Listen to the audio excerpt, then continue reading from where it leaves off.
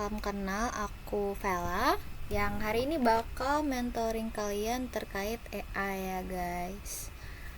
Sebentar. Ini untuk mentor-mentornya apakah udah lengkap mentinya? Kebetulan menti saya yang datang hari ini hanya 2 ya guys. Bagaimana? Apakah sudah aman Kakak Axel, Bro Regina, Bro? Jangan ya. Udah aman ya? Oke, ternyata ada tepuk tangan. Rico juga sepertinya sudah terdiam ya. Ya, Axel juga. Gimana Axel? Apakah mau menunggu lagi atau sudah oke? Udah oke aja, mulai. Udah oke aja. Oke. Foto dulu kita semua apa? Dokum. Screenshot dulu. Dokum dulu. Yang dokum ada yang bisa nggak? Gue lagi recording soalnya. Kalau ini Bisa. oke. Nggak perlu on cam kan kita? Nggak perlu. Kalau bisa on cam sih. Oke, baik, baik.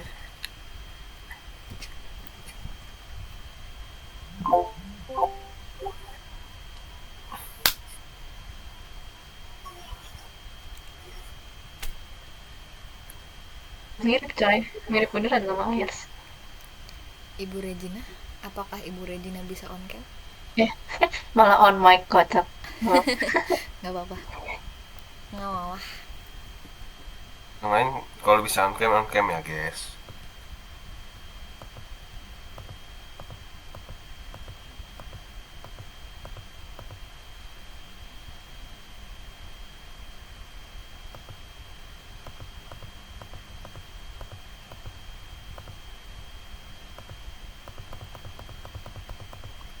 Kabar masih ada yang loading.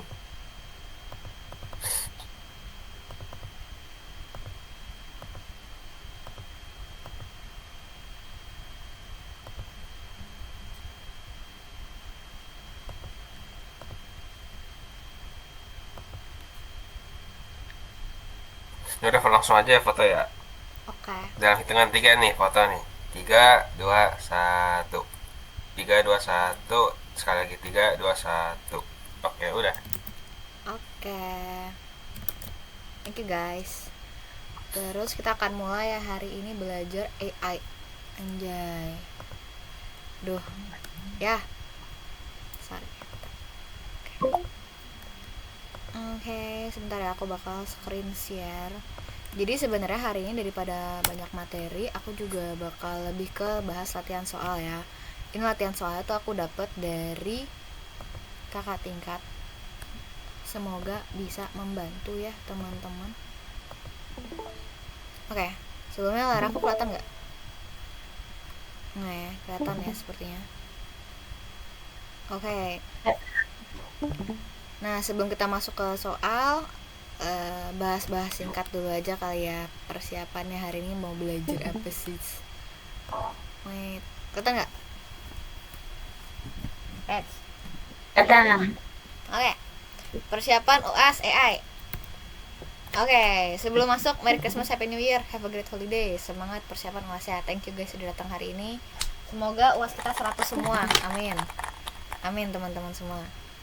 Oke. Sebenarnya kita punya banyak banget final exam ya selain AI. Ada Comnet, ada OOP, ada Confis, database, ADA.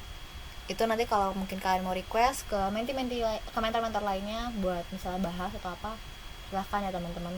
Tapi hari ini kita cuma bakal bahas AI dulu nih, karena menurut aku yang paling deket dan yang aku bisa ngajarin adalah AI teman-teman. Semoga hari ini bisa membantu ya. Jadi aku dapat kisi-kisi dari temen aku yang di Alam Sutra, karena aku belum dapat kisi-kisi dari dosen aku sendiri juga. Jadi kemungkinan keluar tuh ada fuzzy logic, linear regression, decision tree, dan KNN. Terus ada neural network, ada juga K-means, dan juga ada AI ethics. Jadi buat teorinya itu AI ethics tuh ada yang 5 prinsip AI, kayak bias, safety, privacy, transparency, accountability. Nah, nanti buat UAS juga no cheat sheet dan harus bawa kalkulator. Saran aku sih kita harus biasain pakai kalkulatornya juga ya. Jadi mungkin dari latihan-latihan soal yang aku kasih hari ini kita juga bisa ini apa? Latih ulang, mungkin ngerjain ulang. Mungkin kalau dari kalian ada yang punya latihan soal yang bisa kita bahas juga terkait AI, gas. Oke. Pertama kita masuk fuzzy logic. Jadi fuzzy logic ini nggak bakal aku bahas panjang-panjang banget sih. Jadi kalau kalian udah belajar, basically fuzzy logic itu metode yang kita pakai buat menangani ketidakpastian. Nah, jadi terus juga ada fuzzy set.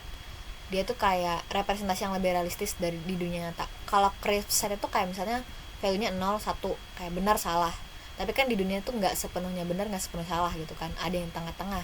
Kayak contohnya kalau kita pakai air panas gitu, nggak mungkin kita mendidih sama dingin banget, pasti ada tengah-tengahnya.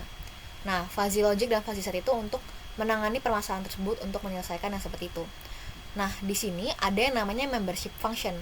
Membership function itu adalah apakah hal ini termasuk ke dalam suatu kelompok.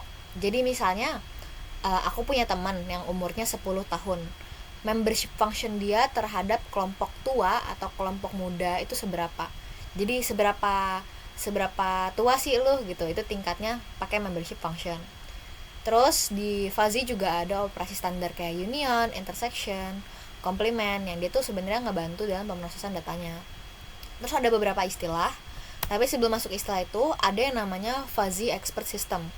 Jadi dia tuh kayak untuk kita menggunakan logika fuzzy untuk mengambil keputusan dan memecahkan masalah di komputer. Nah, pemecahan masalah ini tuh mengandung ketidakpastian atau ketidakjelasan. Dia tuh pakai pertama ada falsification, kemudian inference, kemudian composition, dan defalsification untuk membuat keputusan berdasarkan data yang tidak pasti. Jadi falsification itu kayak mengubah data menjadi value yang fuzzy, terus ada inference, ada composition, kemudian ada defalsification dari data yang fuzzy jadi crisp set. Terus ini yang kayak kalau biasa kalian dengar ada Mamdani, Sugeno, Sukamoto, itu dia termasuk dalam fuzzy expert system. Terus ya istilah-istilah itu yang ada di falsification itu kayak himpunannya, jadi kayak dari crisp input jadi fuzzy. Inferensi itu kayak aturan-aturannya yang menghasilkan output dari tiap rule. Terus komposisi itu kayak kombinasi atau keluarannya dari peraturan-peraturan yang udah kita definisiin di inferensi. Kemudian ada defalsification jadi crisp outputnya. Oke, gimana nih menurut kalian, kita mau coba bahas soal fuzzy dulu atau mau lanjut yang lain? Kayak ini kayak aku kayak ngasih teori abis itu langsung latihan soal, atau teori latihan soal, mending yang mana nih guys? Bro Regina, mending yang mana Bro Regina? Tahu apa ya? Habis pasti apa? Abis fuzzy teori intro tuh ya itulah. Hmm, soal aja kali. Langsung soal aja ya. Oke. Oke, soalnya aku kirimin ke Regina. Mana ya Regina? Bunda Regina, semoga tidak ada percakapan aneh-aneh dengan dia. Hehehe. Bentar guys. Oh, ngomongin tugas, sorry. Oke. Jadi sebenarnya ini soalnya aku dapat dari kakak tingkat ya guys. Jadi ya semoga relevan karena dosen aku juga belum bikin latihan soal. Sangat sedih. Oke.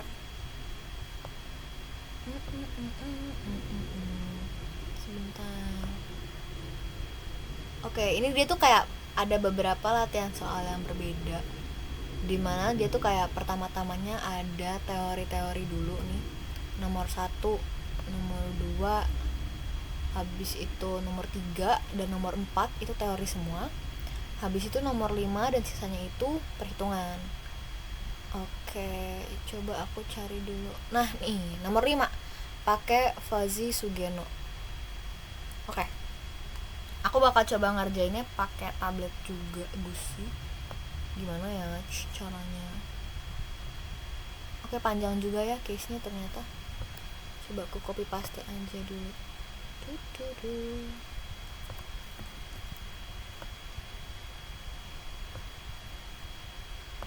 Oke, jadi ini ada case sama membership function. Aku kirim ke sini lagi, mana ya?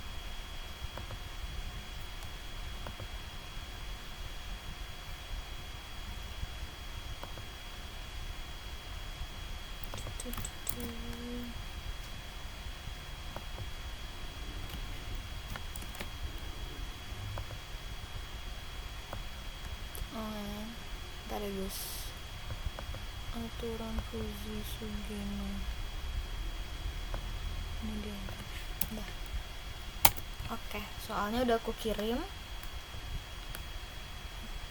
Oke, kemudian tutup gimana share screen.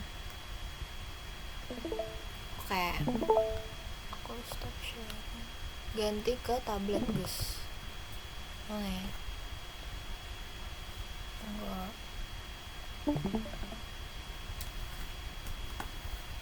Oke.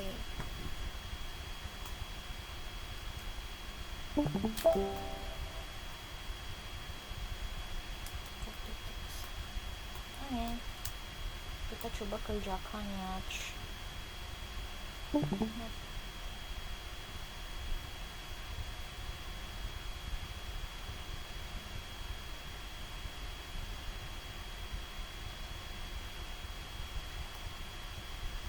Oke, soalnya panjang banget ya. Ntar aku kecilin dulu fontnya.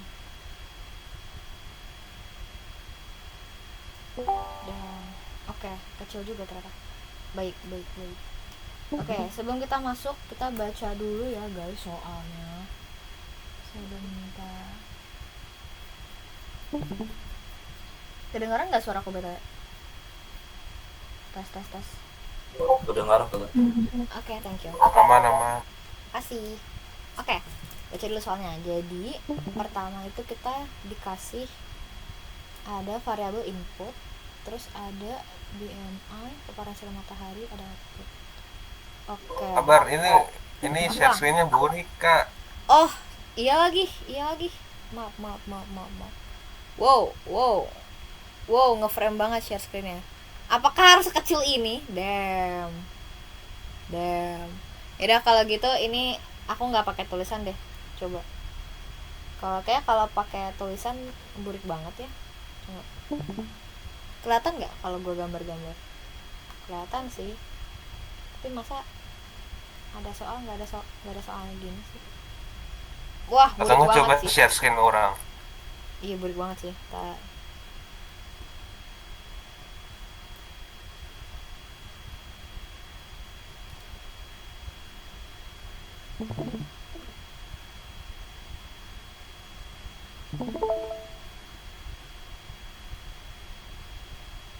Is it better? Apakah lebih baik? Coba. Nah, udah. Oke.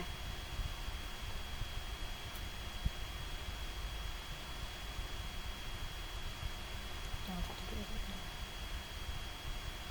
Ntar kali ya. Masukin lagi soalnya. Boom. Ih, kebaca juga. Not bad. Oke, jadi soalnya itu kita disuruh ngeestimasi kebutuhan konsumsi vitamin D3. Oke.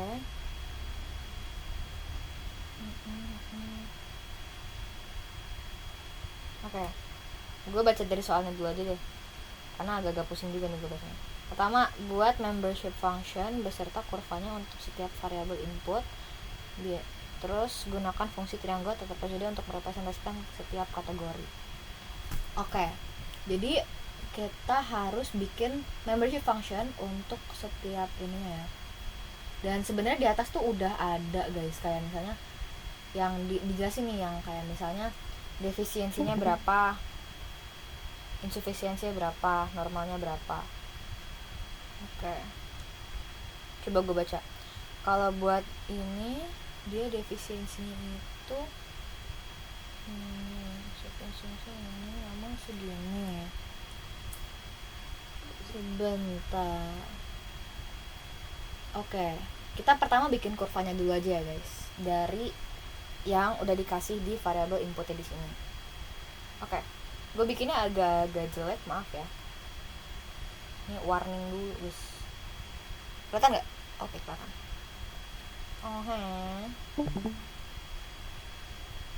Pertama aku pengen bikin kurvanya dulu deh, karena kayaknya lebih gampang deh.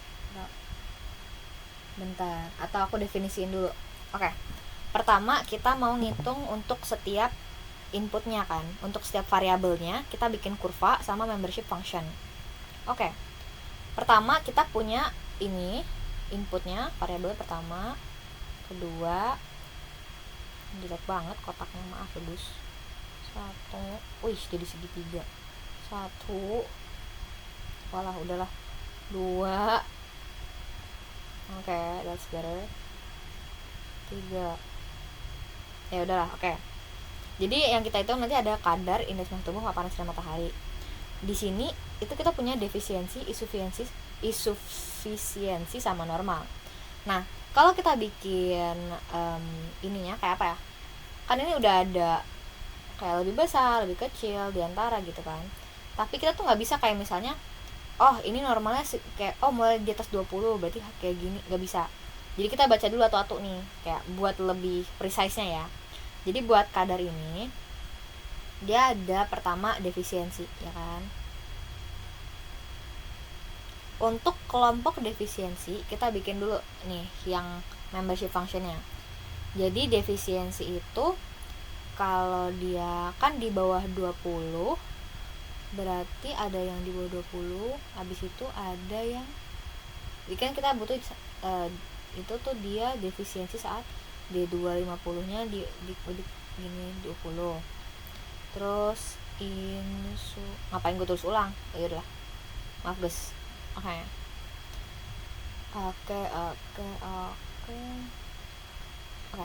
Kayaknya gue lebih suka bikin grafik dulu sih, maaf ya. Karena di kepala gue lebih gampang bikinnya. Tapi sebenarnya terserah kalian yang lebih mudah aja buat kalian yang mana. Nah. Oke. Nah, pertama kan kita punya defisiensi ya kan. Defisiensi itu dia lebih kecil dari 20. Jadi misalnya ini kita bikin ini 20. Terus ini 1. Nah, terus ada yang insufisiensi dari 21 sampai 30. Jadi ini aku bikin 21, ini aku bikin 30. Habis itu normalnya itu di atas 1, 31. Oke, 31 di sini. Oke. Terus cara ngerjainnya itu adalah jadi pertama aku pakai warna ini. Ini buat defisiensi. Defisiensinya itu dia itu yang termasuk defisiensi itu yang pas D250-nya itu dari 0 sampai 20. Berarti ini defisiensi nih sampai sini. Habis itu dia turunnya sampai ke 21 nih gini. Ini defisiensi. Terus normalnya ada insufisiensinya itu dia dari 21 sampai 30. Berarti dari 21 sampai 30 membership-nya itu 1. Habis itu nanti ini kayak gini. Terus kayak gini. Oh ya, jelek sekali. Nah, gitu. Terus dia dianggap normal saat dia di atas 31. Berarti kalau dari atas 31, di atas 31 gini, dia bakal lurus. Terus kita bikin gini. Oke. Ini kita udah bikin grafiknya yang dalam bentuk trapezoidal sih ini. Karena kan trapezoid gitu ya. Terus kalau ditanya membership functionnya,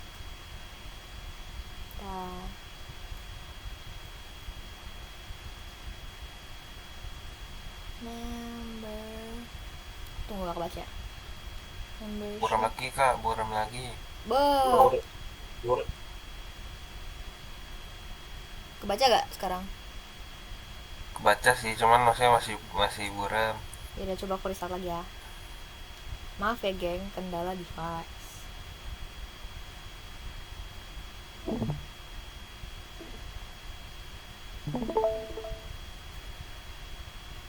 Terlihat kah? Aman. Oke, baik. Membership function. Oke. Ini buat yang D25AH. Oke. Jadi kalau di sini kan defisiensinya itu dari 0 sampai ke 20. Habis itu 20 dari 1 dia menurun. Terus di atas 21 dia enggak lagi kan. Jadi dia itu kita tulis aja 1 jika dia lebih jika X lebih kecil sama dengan 20. Habis itu dia itu dari 20 sampai 21, dia itu berarti jadinya 0 sampai 1 gitu kan. Dia tuh 1 jika ini 0 jika X itu lebih besar dari sama dengan 21. Jadi diantaranya kayak di 20 sampai ini 21 buram lagi. tidak bro. Nah,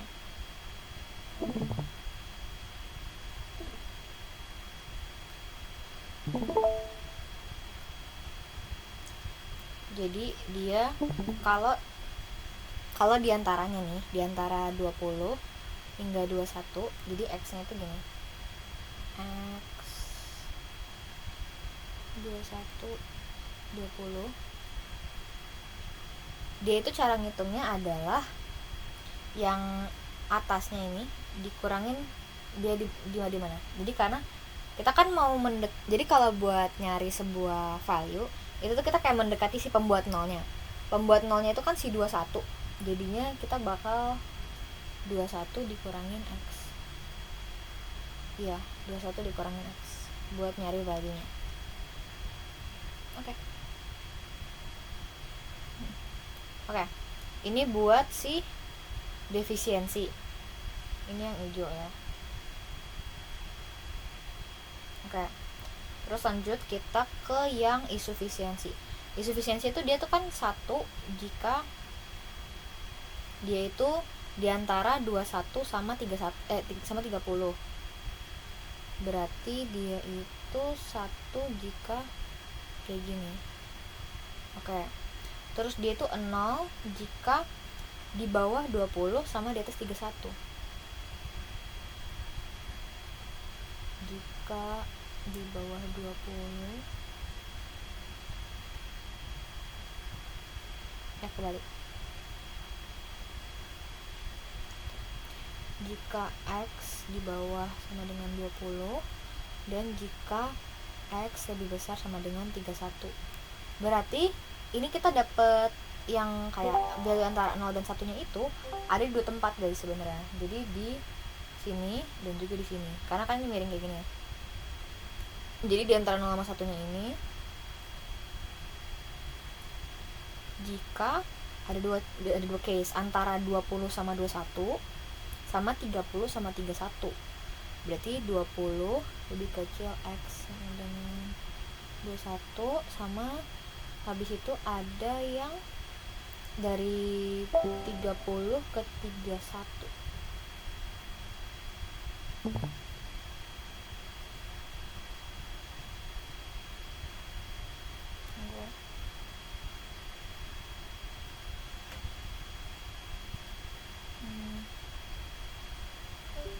Begini. Bener ya? Kayaknya bener ya.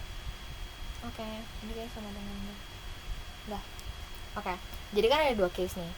Aku bilang tuh kan kita mau mendekati si pembuat nolnya ya. Berarti kalau antara 20 sama 21 dia itu X, caranya ya X dikurangin 20. Antara 30 sama 31 itu 30 kurangin X. Jadi kayak gini. Kalau misalnya nih kita punya sebuah value si X nih, kita nggak tahu nih sebenarnya dia ada di mana nih. Misalnya dia di sini kan, di antara 30 sama 31. Kalau ini dikurangin sama si 31, ya kan? 31 kan pembuat nolnya. Pasti dia jadi minus dong. Kayak misalnya di sini ada 30,5 dikurangi 31, jadinya minus 0,5. Tapi nggak mungkin minus kalau fuzzy itu, karena susah aja ngitungnya. Jadi jangan buat minus lah, nggak bisa gitu. Jadi kita ngitungnya karena kita mau sama si pembuat nolnya, 31 dikurangin sama si value X nya. Misalnya kalau X nya 30,5 berarti 31 kurang 30,5 jadi 0,5. Terus kalau misalnya dia diantara si 20 sama si 21, itu kayak misalnya aku taruh di sini nih, misalnya 20,5 lah. Kalau 20,5 sama pembuat nolnya 21 nih, kalau si misalnya 20,5 dikurangin 21, dia jadi minus dong, jadi minus 0,5. kita pengen nyari yang nggak minus. Yang nggak minus adalah kalau si 21-nya dikurangin sama 20,5, jadi 0,5. Jadi rumusnya yang ini adalah 21 dikurangin X, yang ini adalah si 3 yang ini adalah iring. Oh, salah guys, maaf, aku lihat grafiknya yang ini. Yang ini harusnya kan. Ini pembuat nolnya 20. Jadi kalau value-nya di sini yaitu 20,5, dia berarti 20,5 minus 20, jadinya 0,5. Karena kalau 20 kurangin 20,5 jadi minus 0,5, dia kan nggak bisa. Jadi kita nyari yang positif. Kayak gitu guys. Jadi ini rumusnya jadi 20 dikurang X dikurang 20, karena kan range-nya dia di atas di 20 ya. Terus ini karena di bawah 31, berarti 31 dikurangin X gitu. Buat yang coklat. Aku tutup. Aku harap penjelasannya mudah dimengerti ya guys. Kalau ada yang bingung tanya aja. Kalau gue kecepatan bilang aja please, karena gue juga agak-agak gimana ya, agak-agak cepat menjelaskannya. Baiklah. Terus habis itu buat yang si hitam, kita nyari membership functionnya buat ini baru satu ya guys. Ini membership function buat si D250H. Gue gak ngerti cara baca gimana, tapi dia itu 1 jika di atas itu sama dengan 31. Terus dia itu 0 jika X nya itu di bawah 30, di bawah sama dengan 30. Berarti diantaranya itu diantara 30 sama 31 itu dia nggak tahu kan. Ini cuma satu sih kita range nya. Jadi buat ngitungnya, kalau kita punya angka di antara 30 sama 31, ini kan pembuat 0 30 ya kan. Kita mau nyari yang ke arah pembuat 0. Pembuat 0 30 di sini. Jadi pasti lebih gede dong value-nya di antara ini dari 30. Berarti rumusnya adalah X dikurangi 30. Gitu. Bentar.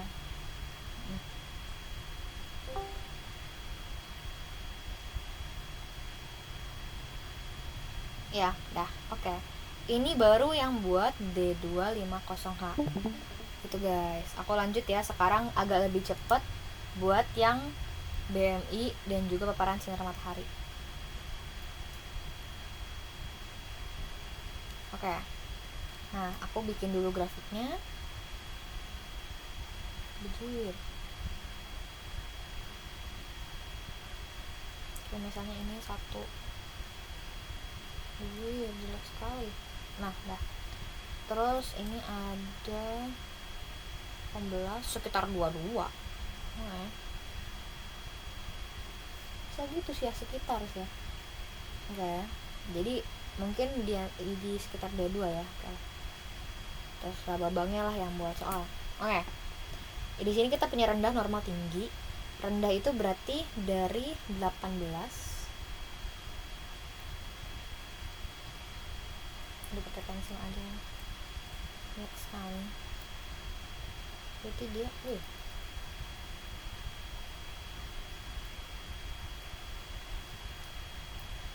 rendah itu dia yang kurang dari 18, berarti sebelum 18 dia pasti jadi 1 gitu.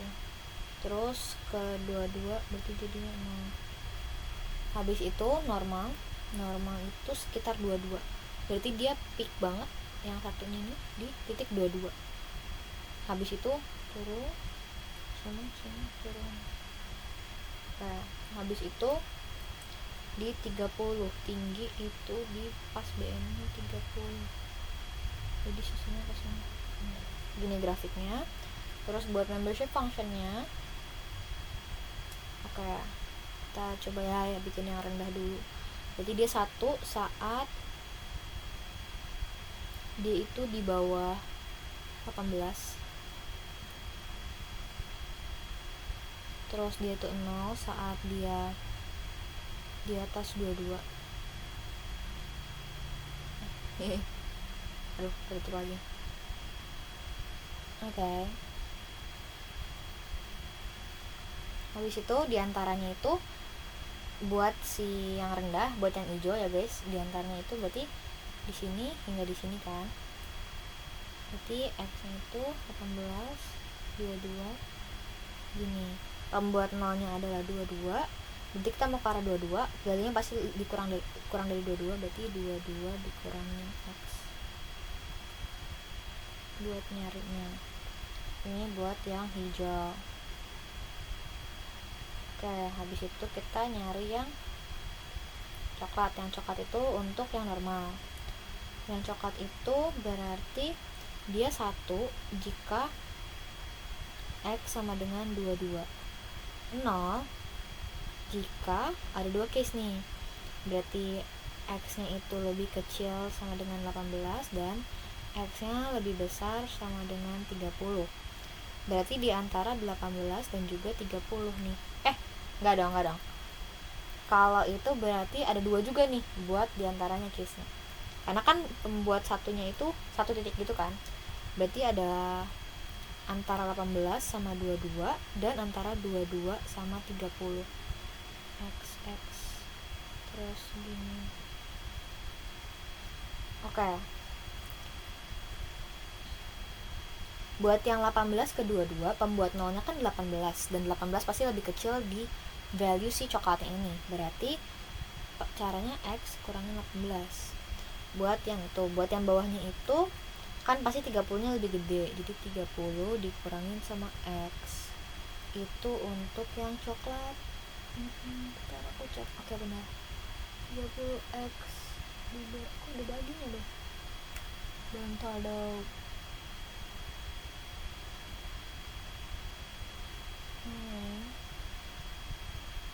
Alright.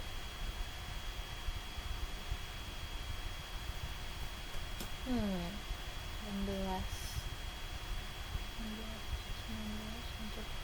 Oh, nah gini guys,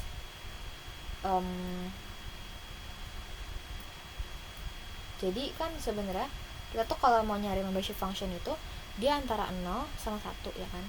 Nah tapi kalau antara tadi kan kebetulan banget sih dari 20 sampai 21 itu 1, 30 sampai 31 itu 1. Tapi dari 18 ke 22 itu tuh bukan 1. 18 22 kalau kurangin 18 itu jadi 4.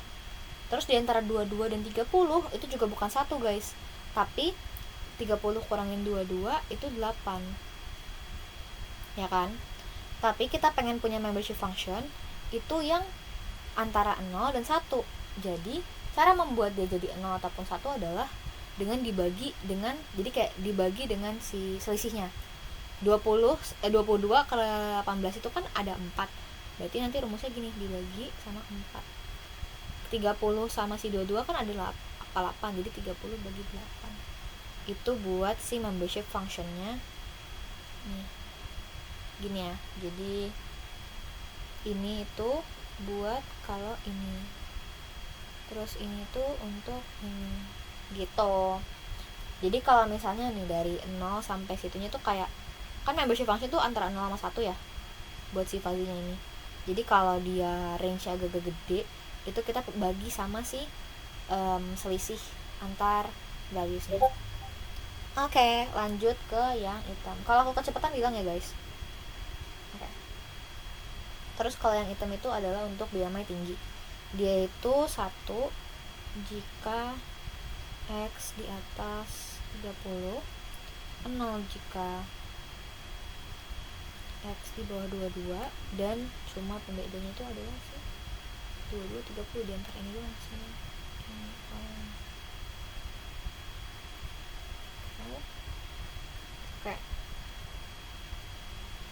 Oke. Kalau ini kan pembuat nolnya adalah 22 dan values-nya ini yang di antara 22 dan 30 pasti lebih gede daripada 22. Jadi X dikurangin 22. Kemudian antara 22 dan 30 ini dia juga bukan 1 guys. Di antara 22 dan 30 kan tadi kita udah hitung ada 8. Berarti X dikurangin 22 kita bakal bagi sama 8. Begitu. Oke, ini membership function untuk yang normal. Tinggi, BMI tinggi.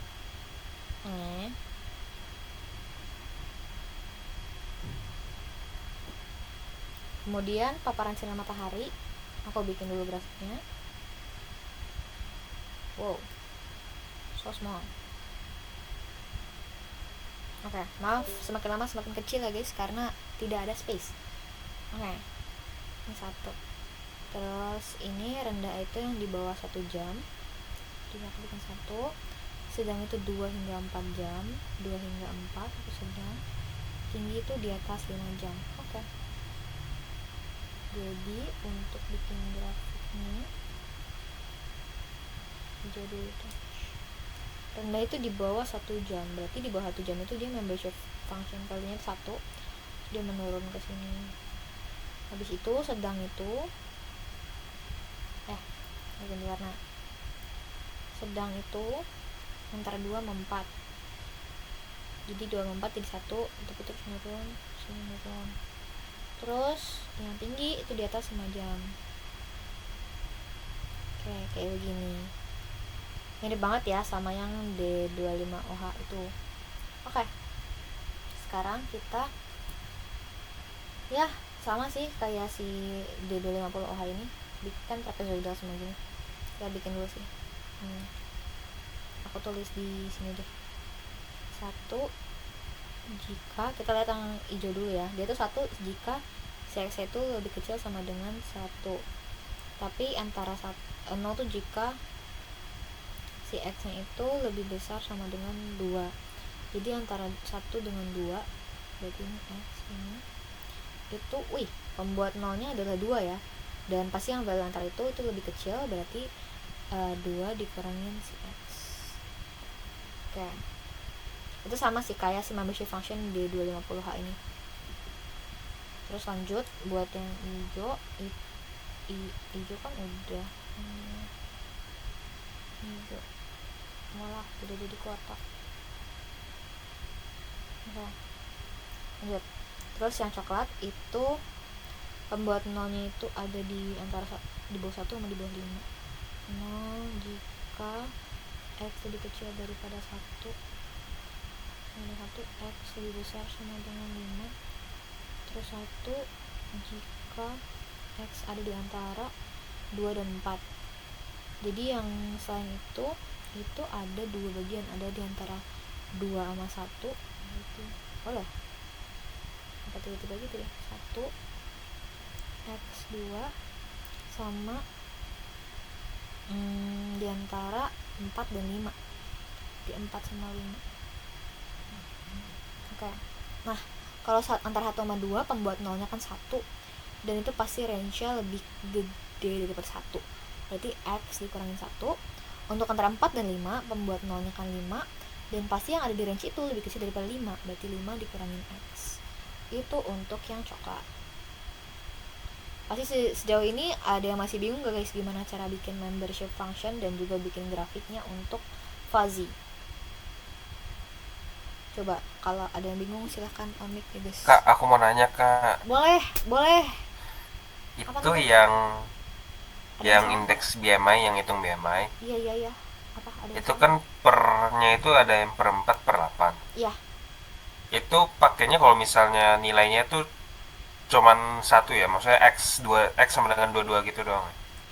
Itu tuh pakainya jadi kalau misalnya gini, kalau dilihat ya, ini kan range antara 18 ke 22, itu tuh kan bedanya bukan cuma 1 ya, jadi misalnya 22 dikurangin 18 itu kan hasilnya adalah 4 ya kalau nggak salah. Iya, padahal fuzzy yang kita nyari tuh membership functionnya itu dia range-nya antara 0 hingga 1. Kalau kamu lihat nih, jadi kayak 21 sama 20, ini kan bedanya cuma 1 ya kan. Iya. Ini 30, 31 bedanya cuma 1. 1 dengan 2 bedanya cuma 1. 4 dengan 5 bedanya cuma 1. Tapi ini kita 18 dengan 22, ini bedanya ada sekitar 4 ya kan. Terus 22 sama 30 itu ada 8. Jadi kalau misalnya nih kita dapat valuesnya 27 itu kita misalnya mau hitung nih seberapa normal gitu. Buat BMI dapatnya 27. Nah, itu berarti kita pakainya kan 30 dikurangin 27 kan. Ini pasti dapatnya 3. Kalau kita punya 3, membership value itu nggak ada yang sampai 3 karena cuma 0 sampai 1 ya kan. Jadi makanya harus dibagi lagi nih. Jadi dibagi sama 8. Kan 30 kurangin 27 jadi 3. Habis itu 3 dibagi 8. Nah, nanti itu adalah hasilnya untuk seberapa normal dia gitu. Apakah sudah dipahami? Sudah mengerti, King? Sudah paham Kak, terima kasih. Terima kasih. Seperti itu ya guys. Oke, lanjut yang hitam ya, hitam terakhirnya yang 45. Dia itu kalau ada pertanyaan tanyain aja ya guys, gue bisa kok sambil ngerjain. Jika x lebih besar sama hanya x lebih kecil sama 45 x ini itu pembuat nolnya kan 4, berarti kalau 4 berarti x kurang. Oke.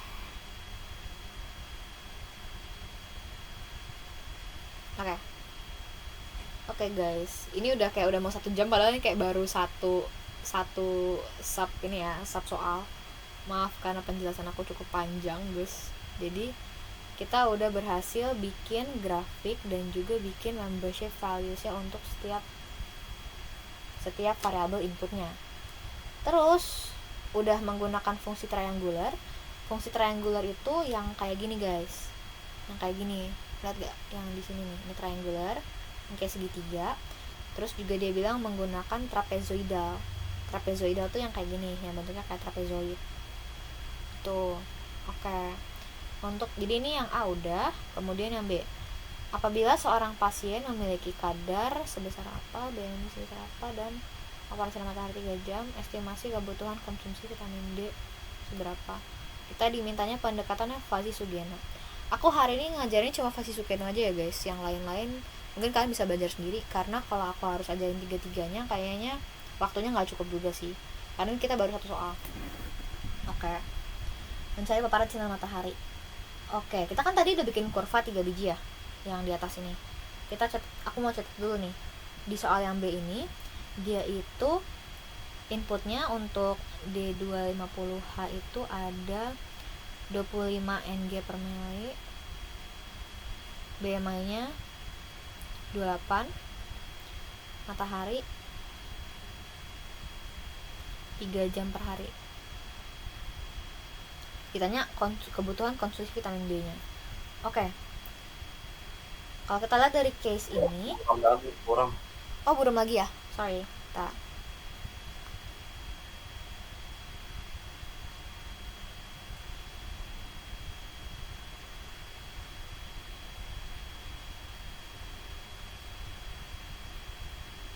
oh tadi ada yang bertanya di 1345. Maaf ya, aku baru baca yang VA. Bentar, tadi katanya di chat udah kata belum ya guys? Belum ya? Bentar.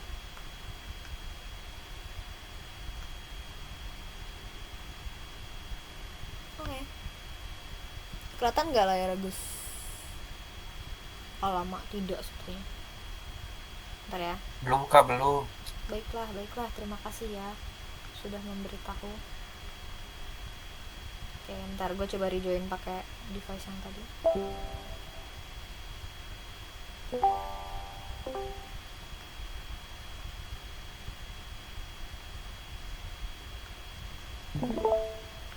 Oke. Sebentar.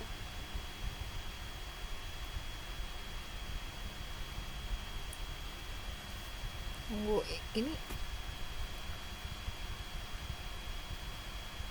nggak kelihatan ya? Bentar. Buzzer, loading juga di gue. Kelihatan nggak? Atau loading?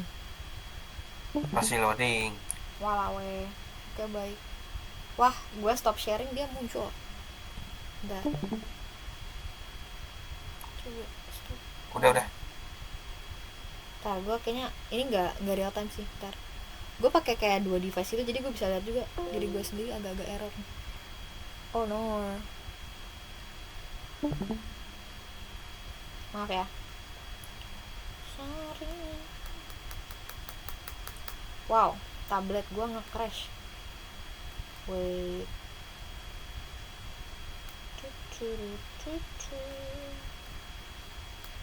Tunggu, aku baca dulu. Tadi ada yang bertanya, bukankah apa ini?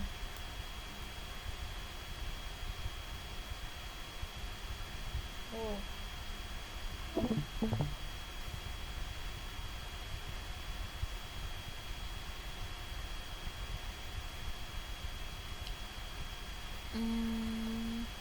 30 seharusnya 31 min X nggak sih?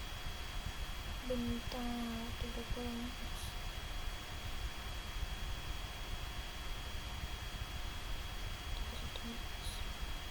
Oh iya lagi. Ntar lihat aja gitu. Biru siapa ya? Anjir, baru join lagi gua. Nah, apakah bisa, Rek? Wow, hilang. Wow, sudah jelas. Oke. Udah kelihatan, anjay. Kelihatan nggak? Lumayan lah, lumayan. Oke, not bad ya, not bad ya. Tadi ada yang nanya tuh atas nama VA. VA ini, Nggak jadi buram banget. wah. Udahlah gua zoomin aja bentar. Yang 30 min X harusnya 31 min X nggak sih? Kayaknya gue tahu ini kan maksudnya. 30 min X. Bentar. Pembuat 0, pembuat Yang 0. itu yang apa? Yang mana, King?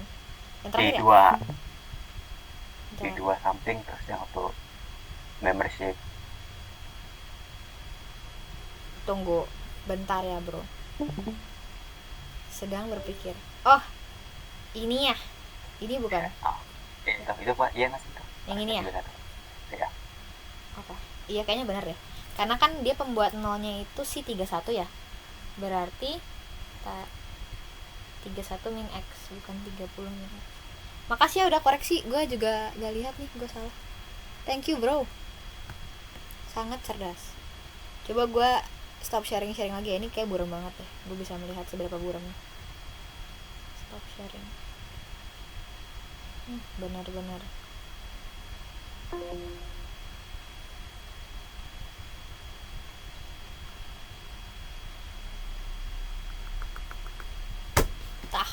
Gue rage quit dikit bentar. Ganti wifi saja.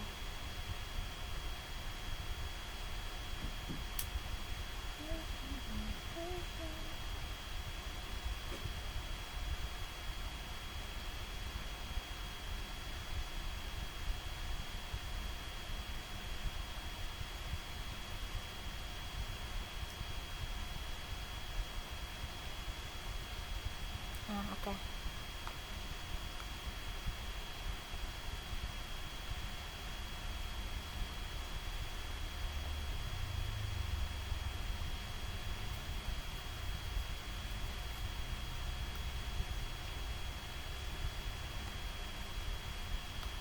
Bentar ya, kendala device lagi, guys.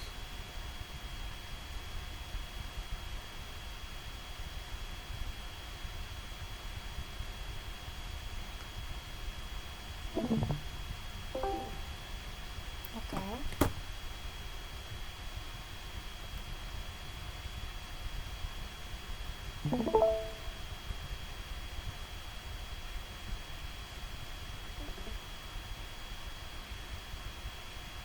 Coba. Ngapain ngebuka setting? Yes, oke, sudah ya. Ini gue ganti wifi. Oke, makasih ya koreksinya tadi, VA. Tadi benar, gue ada salah di yang ini. Karena pembuat nolnya kan 31 ya. Tapi gue malah 30 dikurangin X. Makasih ya. Oke. Ini BTW burem karena di gue juga burem. Oke. Udah lanjut. Kita udah punya ini. Wow, jelek banget tulisannya buat oke. Aku bakal nulis di pink ya. Kita punya 25, 28 sama 3. Kita lihat di grafiknya 25 itu berarti dia di sini 25 paling ini 25. Wow. Habis itu satu lagi apa? 28 sama 3. 28 paling di sini ya, 28. Sama 3. 3 itu paling di sini. Wow, tidak susah ya soalnya ternyata. Kukira agak susah. Oke. Jadi kalau di grafik si D250H, 25 itu dia punya value-nya itu dia cuma masuk ke si insufficiency. Dia nggak kena ke defisiensi atau ke normal. Jadi pasti membership values-nya ini buat defisiensinya 0, buat normalnya 0, insufficiensinya 1. Gitu. sama kayak paparan sinar matahari. Ini nanti jadi 0, 0, 1. Nah, tapi kalau yang ini dia tuh kan nabrak dua ya. Dia ada yang ke si coklat, yaitu ke si normal, dan ke si hitam, yaitu si tinggi. Berarti itu nanti kita harus hitung. Oke. Dari yang kita lihat udah kira-kira nih. Jadi si D5 ini gue nggak bisa bacanya ini namanya apalah. Ini gue ganti adalah saya sudah mulai kepanasan ya guys, overheating otaknya sehingga kayak gue giniin aja ya, jadi gini. Oke. Di D250 itu ada 3 defisiensi, insufisiensi, normal. There is normal, harus nulis defisiensinya 0, insufisiensinya 1, normalnya 0. Mataharinya itu rendah, sedang, tinggi. Rendah, sedang, tinggi. Dari gambarnya aja dia nggak nabrak sama sekali ya ke tinggi dan ke rendah. Jadi membership value nya 0, sedangnya 1. Terus BMI dia nabraknya itu ke normal sama ke tinggi, tapi rendahnya 0. Rendah 0, terus ada sedang sama tinggi ya, normal sama tinggi. Oke, ini yang harus kita hitung si normal dan si tingginya. Nah, kita punya values kan 28. Coba kita ke yang si normal dulu ya. Yang ini 28 itu dia jatuhnya di antara 22 dan juga 30. Berarti kita pakai rumus yang ini nih. 30 min X berarti 30 minus 28 dibagi 8.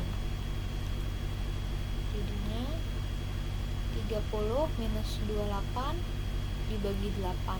Nanti dia jadi yang normal. Habis itu buat yang tinggi itu kan dia di antara 22 dan 30. Cuma 1, 22, 30 itu X kurangin 22 bagi 8.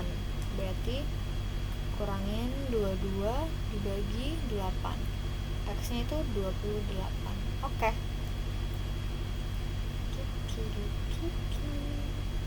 30 kurangin 28 itu kan 2. Jadinya 2 dibagi 8. Itu kan? Oke. 28 dikurangin 22 itu 6. Berarti ini 6 dibagi 8. Oke, kita sekarang buka kalkulator.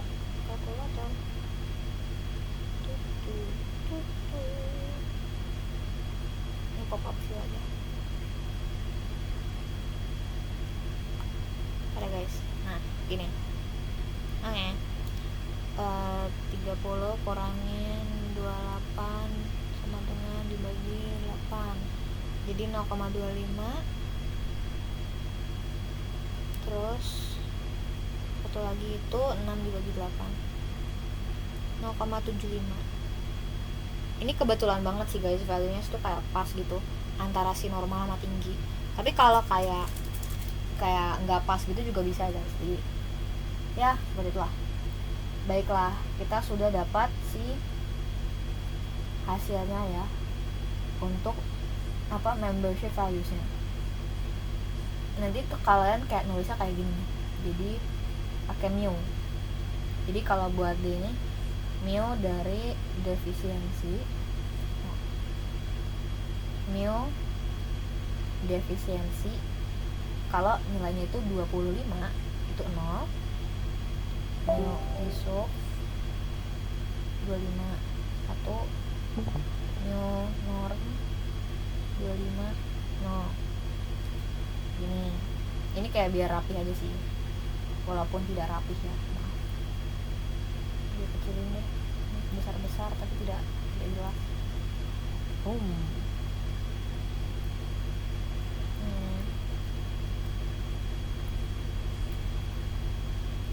Mu rendah saat dia 28 itu 0. Mu normal saat dia 28 itu 0,25. Mu tinggi dari 28 itu 0,75. Terus ini mu rendah, mu sedang, mu tinggi. Ini 28 enggak, ini bukan 28. Ini 3. Ini 0, ini 1, ini 0. Oke. Jadi aku kayak bikin kayak gitu biar pertama biar kebaca, dan kedua biar nanti kalau pas ujian kalian gini aja sih nulisnya biar lebih rapi. Oke. Kalau kita udah dapet si value-nya, kita lanjut ke rule-nya. Jadi di sini di soalnya sebenarnya kan ada aturan-aturannya yang dikasih sama si soalnya. Kita baca dulu nih. Aturan Fushi Sugeno menggunakan perkalian. Kalau D3 ini punya defisiensi, BM-nya tinggi, paparannya rendah, maka kebutuhannya segini. Ini segini. Agak susah ya bacanya tapi sebenarnya. Tapi oke lah, ya udah. Baiklah. Tunggu, coba aku baca dulu ya. Jika D50 ini kan defisiensinya 0. BMI-nya antara normal ke tinggi, paparan rendahnya 0. Berarti ini row 1 kayaknya hasil 0 deh, karena ini dia nih, gini nih. Aku ngerjain di sini ya. Row 1 itu defisiensi, kan kita defisiensi, abis itu tinggi BMI-nya, paparannya rendah. Kalau kita punya itu defisiensinya 0, dia tingginya itu 0,75, terus paparannya rendah jadi 0 juga. Terus jadi kita kebutuhannya 200 kali BMI kali 10 dengan paparan. Tapi kan ini kan 0, 0, 0, berarti gak memenuhi dong. Kayak ini 0, 0, yang memenuhi cuma 1, berarti dia gak memenuhi. Jadi hasilnya buat row 1 itu 0. Terus kemudian hasil buat row 2 itu defisiensi, BMI tinggi, paparannya sedang. Defisiensinya itu gak memenuhi ya, defisiensinya 0, BMI-nya tinggi, iya, paparannya itu sedang. Paparan sedang 1. Jadi ini sebenarnya 0, 0,75, 1. Dia tetap 0 karena si defisiensinya nggak memenuhi. Kemudian yang kedua ini isufisiensi. Isufisiensinya itu 1, BMI normalnya itu 0,25. Kemudian paparan sedangnya 1. Ini dia memenuhi semua nih guys. Berarti ini kita bisa hitung pakai yang ini. Coba kita lanjut terulang lain dulu ya. Ke yang 4 itu isufisiensi, berarti 1, BMI-nya rendah, rendahnya 0, paparannya tinggi, itu juga 0. Berarti ini dia sama dengan 0 karena dia nggak bisa dihitung ya. Yang membership value yang lain nggak masuk gitu. Terus ini D-nya normal itu 0, BMI-nya normal, BMI normalnya 0,25, terus paparan tingginya itu 0. Berarti untuk row yang terakhir ini juga 0. Berarti yang kita bisa hitung itu cuma yang ini, cuma pakai row 3. Ini ya, berarti yang bisa kita hitung. Oke. Kalau dia bilang kebutuhannya pakai row 3 itu 100 dikali BMI dikali 10 dikurangi paparan. Oke, berarti kita punya itu 100 dikali BMI-nya adalah 28 dikali 10 dikurangi paparannya itu 3 jam. Oke, kita langsung hitung aja.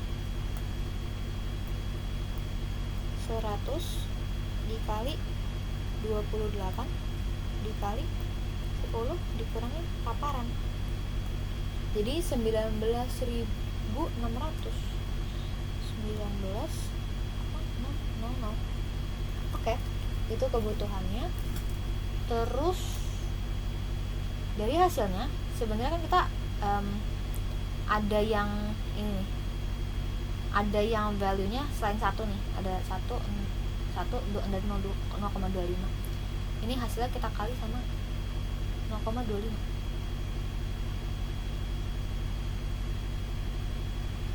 Jadinya Jadi kayak sebenarnya dia dikali 1 dikali 0,25. Bener nggak Rach kayak gini Rach? Kayak gini. Hmm. Bener gak bro kayak gini ngitungnya bro? Aku biasanya ngerjain setengah hari guys ya. Apa? BMI Ru? Si siapa sih ini namanya? Buat ngitung akhirnya itu kan gue dapat si dari rollnya pakai Sugeno nih btw. Sugeno dari akhirnya tuh dapatnya 19.600. Tapi dia value nya tuh kayak 0,25 1. Kalau si Sugeno tuh dikaliin gitu nggak sih langsung ke jadi cepet berat gitu. Maaf guys, gue penjelasannya agak anomali. Kalau Sugeno itu dia kayak produksi akhirnya itu nanti diversificationnya sigma AI dikali ZI dibagi AI. Ada apa? Bentar. Oke. Tadi aku bahas catatan aku dulu guys. Oke.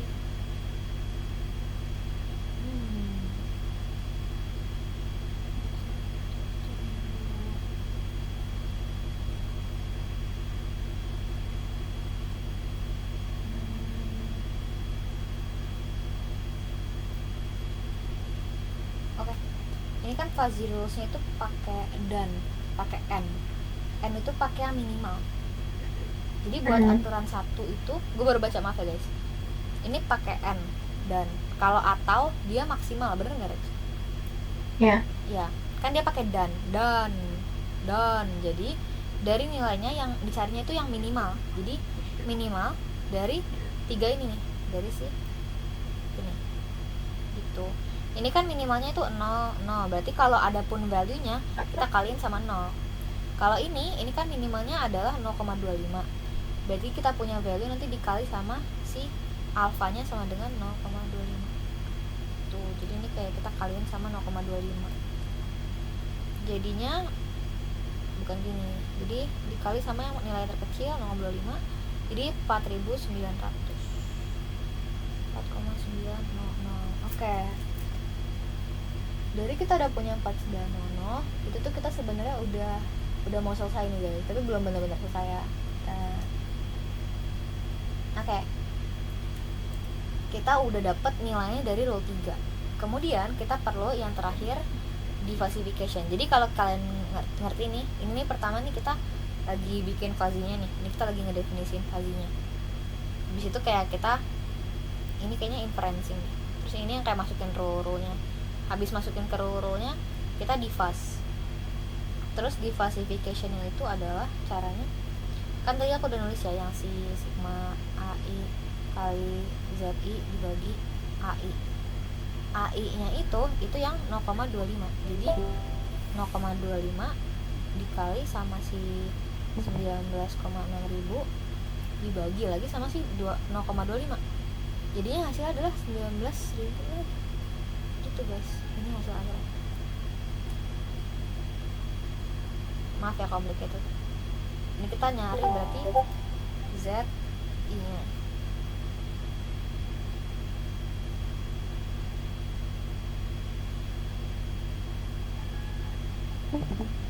Gini.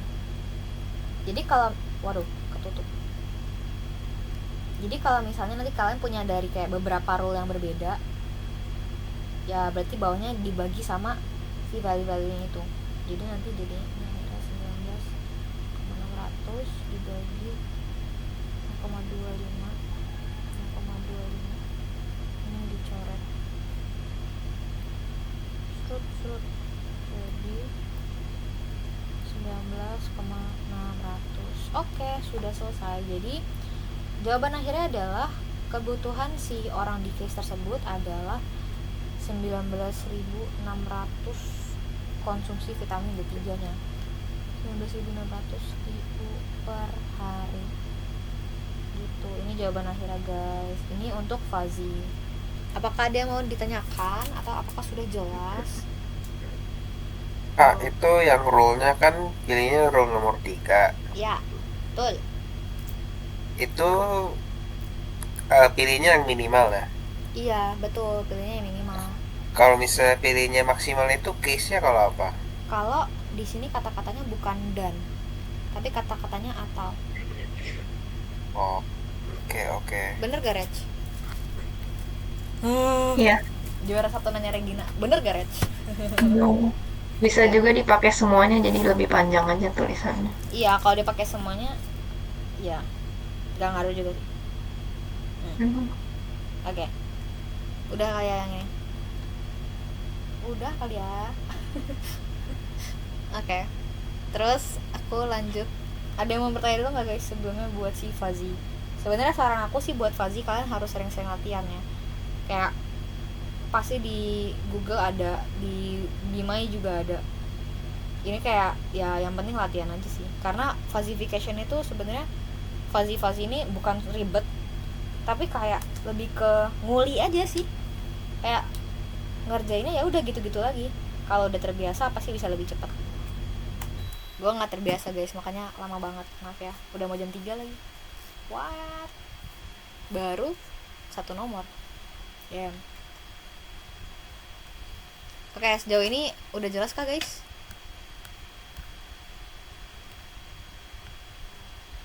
Oke, hening artinya jelas. Amin. Terima kasih ya Kak Aksa atas tepuk tangannya. Baik, aku lanjut ke teori-teorinya aja dulu ya. Gue speedrun teori. Oke, pindah ke laptop lagi.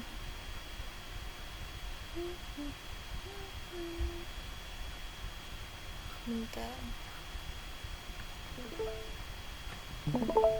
Oke. Bentar. Yep.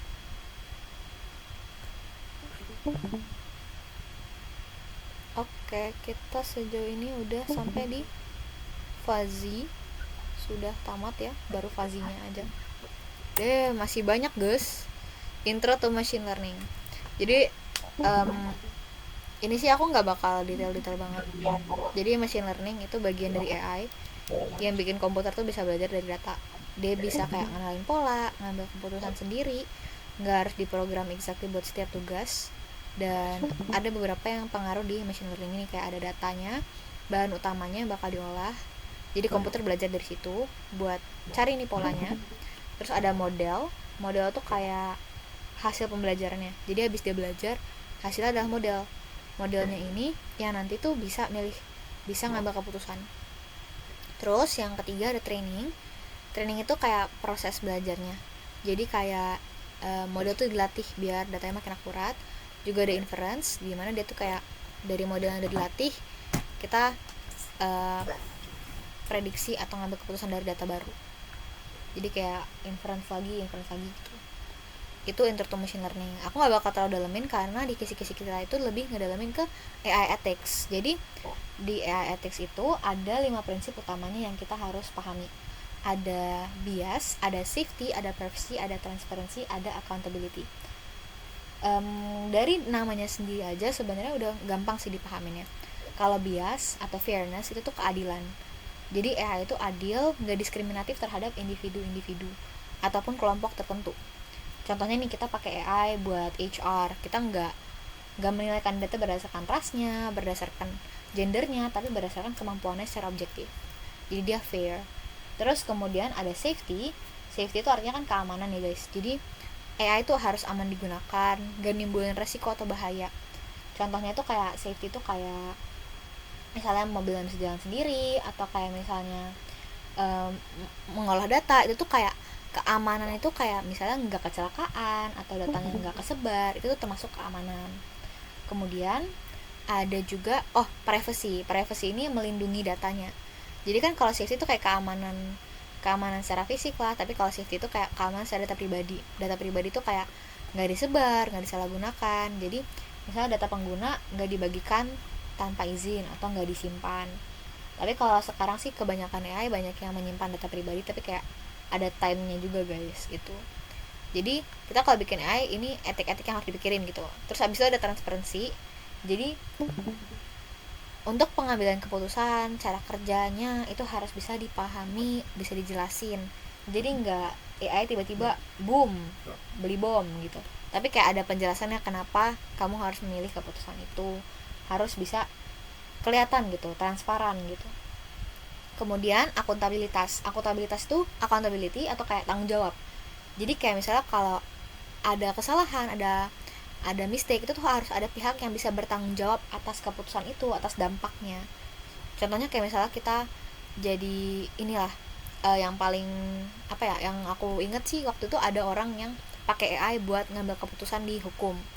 Jadi dia harus ada yang bertanggung jawab nih, siapa nih yang pakai AI-nya, siapa yang menyalahgunakannya atau bagaimana, itu tuh harus ada yang bertanggung jawab jika ada kesalahan fatal terhadap yang dilakukan oleh AI-nya gitu. Nah, sebenarnya ada tantangan juga dalam AI ethics. Jadi tantangannya ya adalah ya ini biasnya. Jadi kayak misalnya kalau datanya kita bias, misalnya kita punya data tuh lebih banyak yang orang-orang yang berkulit putih atau yang dari Eropa. Jadi kalau dia ketemu sama orang yang mungkin berkulit hitam atau dari daerah lain, dia tuh ada biasnya, jadi dia mencerminkan bias masyarakatnya. Itu tantangannya. Terus habis itu ada juga Iya, kemarin speaker tapi kok pengen ajarin apa? Regina, kamu Iya. on mic sayang. Oh ya. Maaf Regina. Terus habis itu ada ya transparansinya. Jadi kayak kalau transparansinya kurang, black box itu kayak susah dijelasin. Jadi kayak contohnya kayak neural network, kita nggak bisa ngejelasin proses pengambilan keputusannya. Terus misalnya kalau ada tantangan kalau di bidang privasi kayak misalnya AI kan kadang dapat minta data pribadi. Itu kalau ada yang bisa menyalahgunakan, misalnya untuk iklan personalisasi, itu kayak mungkin bisa menganggar privasi penggunanya. Terus juga sebenarnya tantangan terbesar dalam AI ethics itu sendiri adalah ada regulasi yang kurang. Jadi kayak negara-negara itu belum ada hukum yang tepat untuk mengatur AI. Terus juga ada penggunaannya dalam tujuan yang berbahaya. Jadi kayak misalnya AI itu dipakai buat deepfake, buat bikin senjata otonom atau senjata bom atau senjata psikologis gitu. Itu AI bisa dipakai buat itu gitu. Terus ya contoh-contoh dari kasus AI etik itu ada deepfake yang kayak orang-orang pakai informasi palsu, misalnya kayak foto kalian dari sosial media, habis itu dipakai buat ini kenapa mundur, maaf ya, buat kayak video-video yang kurang baik gitu, yang gak merepresentasikan kalian. Itu tuh kayak penyalahgunaan teknologi untuk merugikan orang lain. Itu tuh kayak solusinya adalah mungkin kalau pengembangan alat contohnya kayak pembuatan video atau gitu-gitu tuh juga harus ada alat deteksinya. Jadi misalnya kalau bikin video AI kan harus bisa didetek juga. Jadi berarti yang bikin videonya harus bisa bikin sesuatu yang detectable, dan kita juga bisa bikin pengembangan alat buat deteksi nih apakah ini deepfake. Terus juga regulasi penggunaan. Terus misalnya pengenalan wajah nih. Kalau di Cina kan kayak banyak ya, itu apa? Kayak pengenalan wajah, kayak face recognition gitu pakai kamera-kamera gitu. Itu tuh sebenarnya buat mantau warganya, buat jaga keamanannya, tapi ada masalahnya juga. Contohnya kayak potensi pelanggaran privasi, terus penyalahgunaan untuk kontrol sosial. Dan solusinya itu ya pembatasannya, pengawasan oleh badan independen. Dan sebenarnya kalau masalah ya etiknya agak banyak ya. Contohnya kayak perekrutan, terus ada ya banyak lah. Dan ya sebenarnya nanti kita perlu pintar-pintar aja sih jawabnya. Saran aku sih kayak mungkin kalau buat teori-teori ini AI ethics, kalian baca-baca aja dari Binus Maya itu search. Terus kalau mau bahas yang di soal punya itu, di soalnya itu ada beberapa soal teori juga di awal ya, nomor 1 sampai 4. Nih kalau kalian baca tuh nomor 1 tuh ditanya nih perbedaannya. Ini kayak sebenarnya kan kisi-kisi tahun lalu ya. Jadi mereka tuh lebih ke arah perbedaan AI, ML, DL.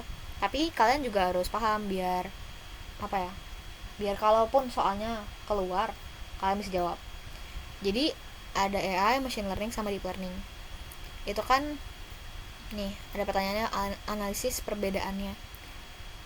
Gimana berhubungannya, teknik pendekatannya. Ini teori banget sih sebenarnya, teori heavy sih. Nih saran gue sih kalian nggak harus hafalin, tapi harus pahamin. Nanti mungkin jawabannya gue bakal kasih aja ya, karena kalau gue bacain atu-atu kayaknya nguli banget, terus juga kayaknya bosen. Terus ini ada nih di teorinya ini tuh ada yang teorinya pertama kan terkait si perbedaan AI, machine learning sama deep learning. Habis itu yang kedua ini soalnya adalah terkait apa nih? Ada analisis kebutuhan, bagusan supervised atau unsupervised learning. Supervised itu yang kayak diawasin, unsupervised yang enggak. Itu intinya utamanya, tapi kayak nanti juga ada lebih jelas penjelasannya, ntar gue kasih deh. Terus soal nomor 3 ini lebih ke arah apa nih? Data berlabel, data tidak berlabel. Pendekatannya, ya ini supervised unsupervised learning lagi. Tantangannya itu juga bisa ngebawa kayak ke AI ethics. Habis itu K-means, K-nearest neighbor. Ini sebenarnya teori juga, dia nggak perhitungan, tapi dia kayak something yang you hafalin. Jawabannya agak-agak panjang sih. Ya udah, lanjut aja ke materinya. Kalau baca teori melelahkan, saya yang lelah. Wow. Terus di next kisi-kisi itu ada terkait linear regression. Jadi tuh linear regression tuh kayak metode yang buat prediksinya. Kalian kayak pasti udah pernah belajar linear regression di Bastat, di Psycom. Ya kurang lebih mirip-mirip lah sebenarnya. Kayak dia buat prediksi. Terus kayak dia melihat hubungan nih antara si X sama si Y. Intinya ya mencari hubungan antara X sama Y, bikin garis terbaik buat prediksi nilai. Kayak kita pakai ada kemiringannya gitu, pakai BB gitu konstantanya.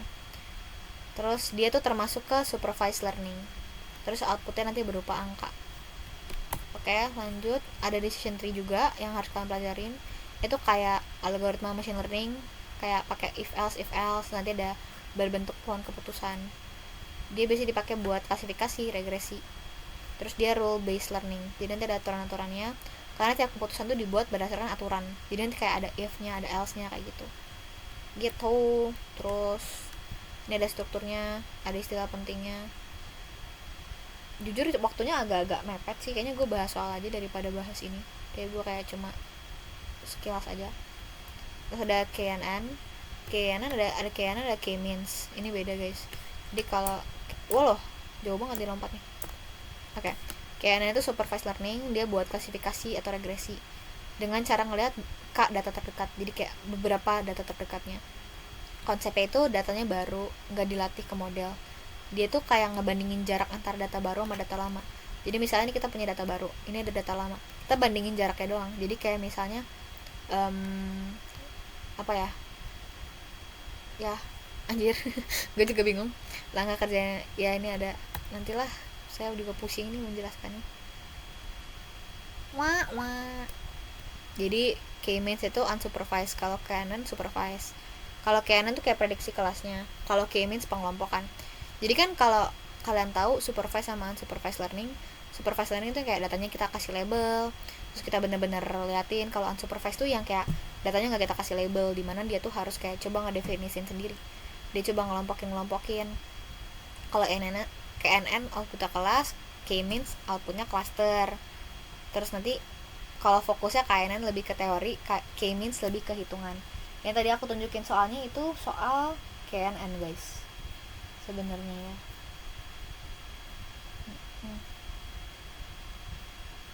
Tunggu, aku coba cari contoh buat KNN. Aku juga lupa.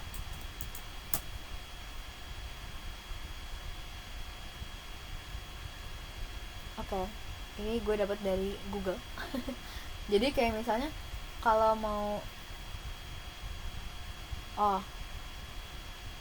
kayak misalnya kalian mau ngerekomendasiin sebuah video ke sebuah daerah, terus kayak kalian pengen nentuin nih kelas baru dari daerah-daerahnya itu.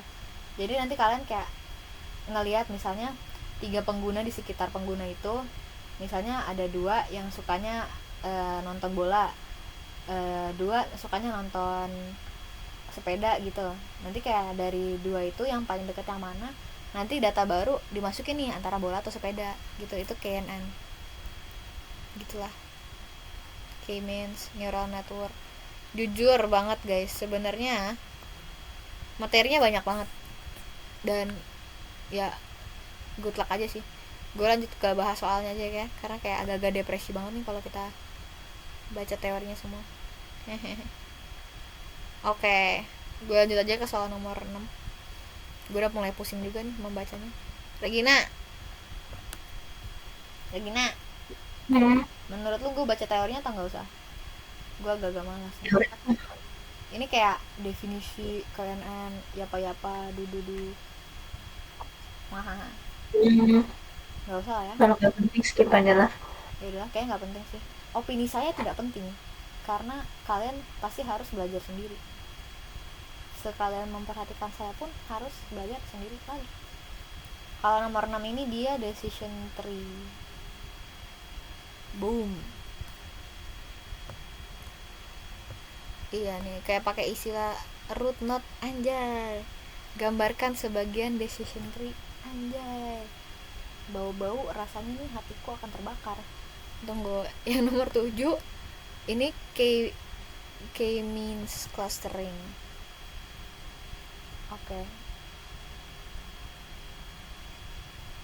Oke, terus nomor 8 itu neural network.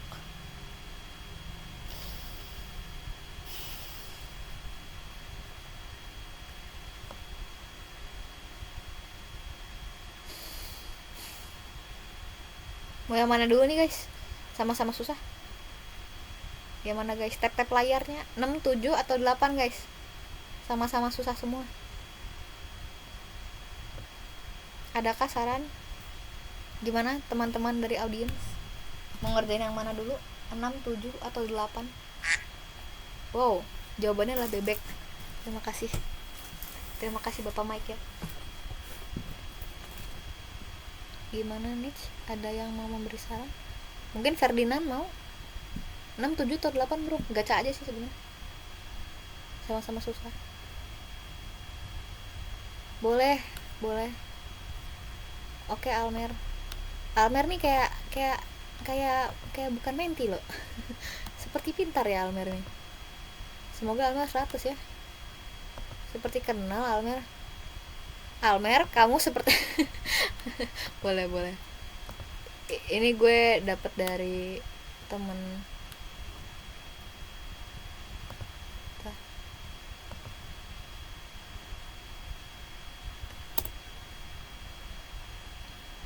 Ini bro.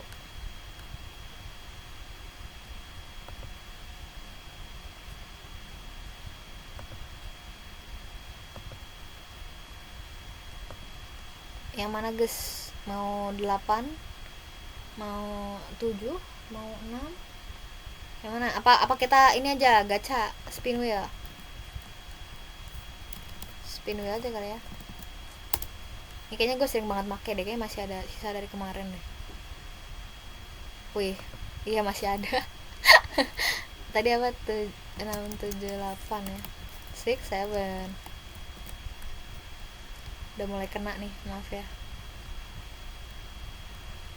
Ini gak ada yang mau memberi saran guys. Ya udahlah. Udah gue gacha aja ya.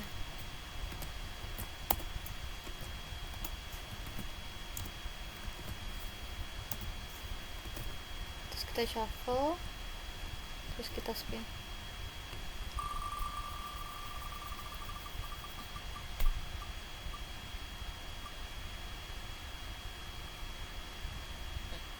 Oke, kita dapat soal nomor 7 guys. Baik. Soal nomor 7. Wah. Udahlah gue screenshot aja daripada gue copy paste. Menggunakan Euclidean distance. Ais botak guys. Bercanda dikit. Bentar. Mempersiapkan catatan saya. Baiklah.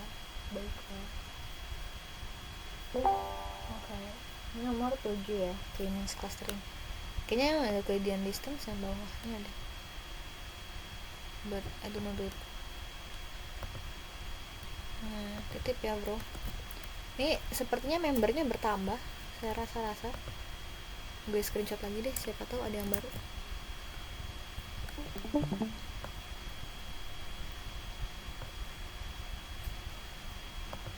Ya.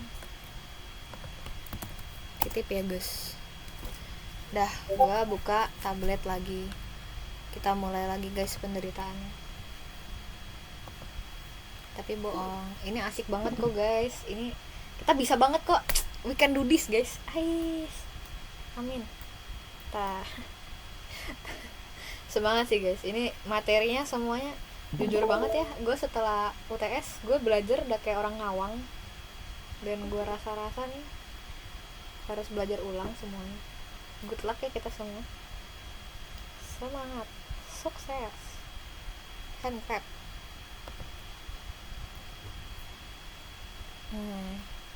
Sebentar. Oh, terima kasih hand clapnya. Sesuai ekspektasi. Baiklah. Walah, kenapa dia menambah PDF? Sebentar ya, kita masukkan gambar saja. Saya sudah malas mengetik-ngetik. Begini saja. Aneh. Oh, not bad. 1 halaman. Oke. Sebuah rumah sakit ingin mengelompokkan pasien. Kebaca ya. Oke. Sebuah rumah sakit ingin mengelompokkan pasien ditekan risiko kesehatan. Ada 3 variabel. Ada denyut jantung, ada tekanan darah, ada usia. Oke, datanya ini. Terus kita harus menggunakan algoritma K-means clustering untuk mengelompokkan data pasien ke 2 klaster dengan centroid awal. Klaster C1 itu di pasien 1, kemudian klaster 2 itu C2 nya di pasien 4. Kita harus menentukan hasil akhir dari clustering, anggota masing-masing klaster dan koordinat centroid akhir. Oke, kita dikasih nih centroidnya ada 2, ada di pasien 1 sama ada di pasien 4 buat K-means clustering. Terus kita pakai Euclidean distance. Iya, soal ini guys yang pakai Euclidean distance ternyata.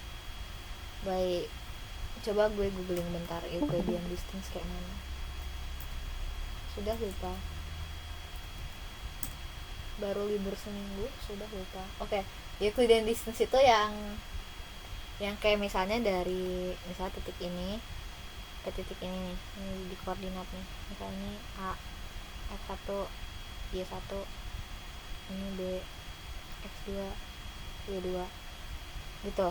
Dari antara A ke B itu nanti kita Euclidean distance-nya itu kayak gini, akar dari X1 dikurangin X2 kuadrat tambah Y1 kurangin Y2 kuadrat. Kalau kalian bingung nih Euclidean distance dari mana, coba kayak kalian bayangin aja nih, ini tuh kayak segitiga. Jadi kalau ini segitiga, ini kan ada yang tingginya, ada yang kayak panjang gitu yang tidurannya. Yang kemiringan ini itu tuh kayak hipotenusanya guys. Hipotenusa kan kayak terpanjangnya, kayak walah gitu. Dan kayak cara ngitungnya itu kayak misalnya kalau kita punya segitiga kan, misalnya kita punya segitiga nih, ini siku-sikunya, ini A, B, sama C. Cara ngitung si C itu adalah akar dari A kuadrat tambah B kuadrat, ya kan? Sama kayak cara ngitung Euclidean distance-nya.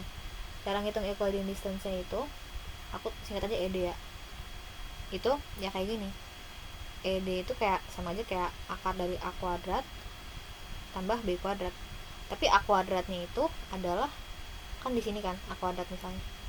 Berarti dia dari antara si ini X2 dikurangin X1 gitu. Sama aja sih X1 kurangin X2 karena kalau dikuadratin nanti jadi positif lagi. Enggak kegandeng minus. Ya begitulah. Itu ya Euclidean distance buat yang lupa, karena gue juga lupa kebetulan ya. Oke. Kita mulai mengerjakannya setelah saya sudah mengetahui apa itu Euclidean distance. Semoga bisa dikerjakan soal ini. Oke. Jadi kalau di K-means clustering itu ada yang namanya centroid. Centroid itu yang kayak dipakai buat si apa ya? Buat apa sih namanya? Buat standarnya gitu lah, buat standar perhitungannya itu pakai centroid. Jadi coba kita pakai centroid awal, tulis ulang dulu ya. Centroid awal itu kan dia ada 2. Ada centroid 1 yaitu pasien 1. ini ada denyut jantung, ada tekanan darah, ada usia. Kalau kayak di K-means ini aku bakal misalnya nih, misalnya ini X, ini Y, ini Z. Oke, jadi gini, X, Y, Z gitu ya. Buat pasien 1, dia itu punya X-nya 75, Y-nya 120, Z-nya 25. 75, 120, 25. Terus C2 yaitu pasien 4, dia itu 95, 140, 55. 95, 140, 55. Oke, kita udah punya 2 sentroid. Terus kita harus sekarang menggunakan perhitungan Euclidean untuk ngitung dulu nih. Terus menghitung apa nih? Bentar, gue nyari dulu cara buat ngitung K-means biar gue bisa jelasin. Bentar ya. Oke, kalau K-means pertama tentukan jumlah klaster yang diinginkan. Pertama jumlah klaster yang diinginkan kan 2. Oke. Terus langkah 2, secara acak pilih sentroid awal. Sentroid awal udah diambil. Terus kelompokkan setiap data ke dalam klaster berdasarkan kedekatannya dengan sentroid yang ada. Biasanya jarak Euclidean dipakai. Oke, kelompokin. Habis dikelompokin, kita hitung ulang sentroid berdasarkan posisi rata-rata data. Oke. Hitung ulang. Terus hitung ulang terus sampai posisi sentroid nggak berubah atau konvergen. Oke. Kayaknya ini yang agak nguli deh. Oke. Ini kita terhadap 1, 2, 3, 4, 5, 6, 7, 8. Kita punya pasien ada 8 ya. 1, 2, 3, 4, 5, 6, 7, 8. Terus kita pakai ke distance, kita kasih katanya kasih 2. Oke. Nah, ini kita mulai ngulinya ya guys. Ini agak nguli banget. Aku pakai page template yang kotak-kotak deh. Seperti tidak tertolong kalau tidak kotak-kotak. Oke. Ini gue pindahin ke halaman 2 aja deh. Gue rasa-rasa akan panjang. Oke. Nah, baik. Oke, kita sekarang punya 8 data ya. Pasien 1, 2, 3 sampai 8.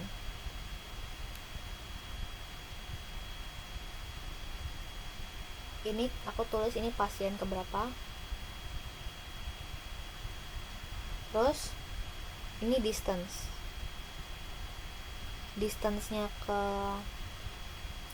cluster 1 sama ke cluster 2. Oke. Kita punya pasien ada 1 sampai 8 ya. 1, 2, 3, 4, 5, 6, 7, 8. Kalau pasien 1 ke 1 sendiri kan 0 ya. Pasien 4 ke 0 sendiri itu juga 0. Jadi nggak bakal gue hitung. Tapi misalnya dari pasien 1 ke pasien 4 nih. Kan dia ada 3 nih. Kan kalau tadi aku Euclideannya kan cuma 2 ya. Kalau 3 itu berarti kayak gini nih. Akar dari X1 kurangin X2 kuadratin tambah Y1 kurangin Y2 kuadratin tambah Z1 kurangin Z2 kuadratin, diakarin. Kayak gitu cara ngitungnya. Jadi buat pasien 1 itu kan berarti dia 75 dikurangin 95 kuadratin tambahin 120 dikurang 140 kuadratin tambahin 25 kurangin 55 kuadratin di akar. Oke. Nah, terus baru hitung. 75 ukur saintifik ada ya. Oke, ntar ya guys. Nah, akar dari dalam kurung 75 kurangin 95 kuadrat tambahin 120 kurangin 140 tutup kuadrat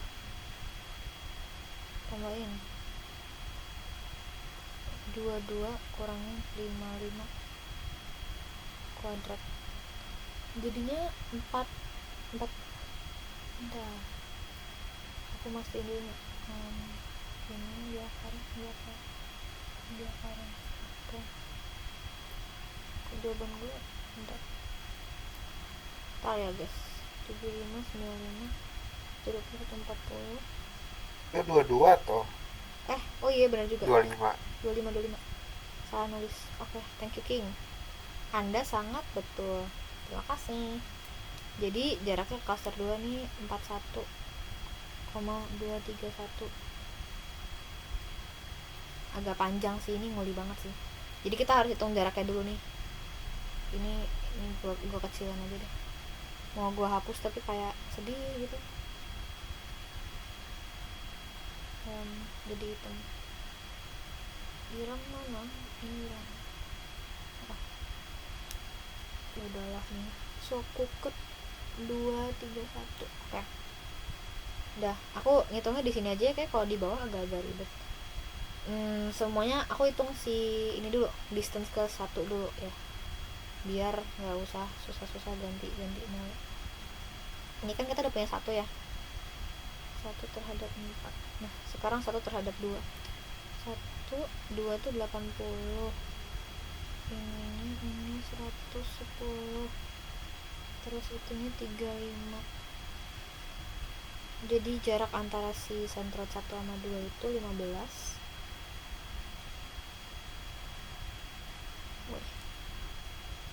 15. Oke, ketiga 3 itu ini 60, denyut jantungnya 60, tekanan darahnya 130.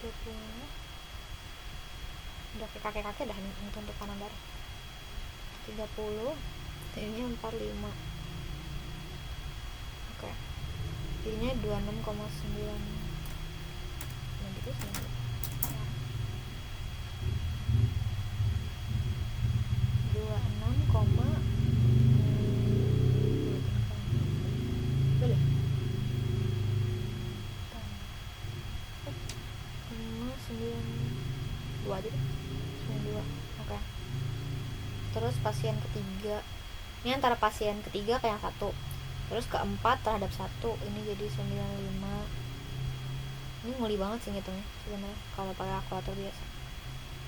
40 55, jadi 41,23. Oh ya ini sama 41 ya, 41,23. Oke.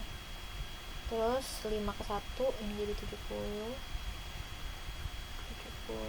ini jadi 115, 115, ini jadi 30.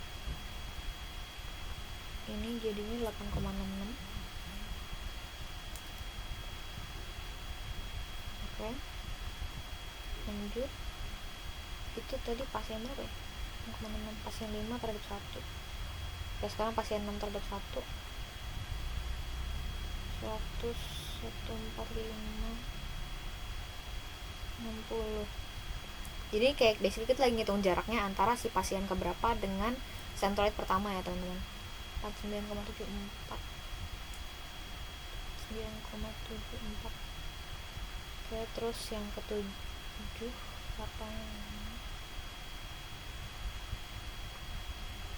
terus ini 125, terus yang terakhir 40, 18,7. Terus pasien ke-8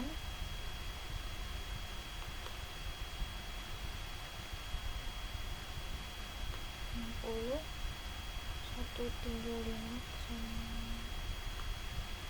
50.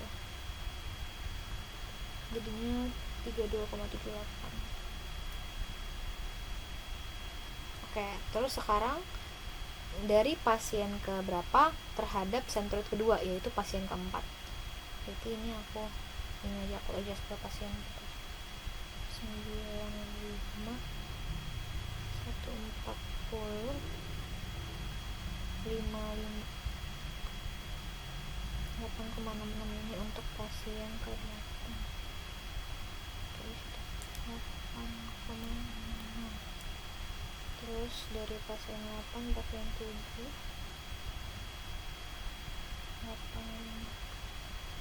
terus 1 2 5 terus 40 ini 23,45.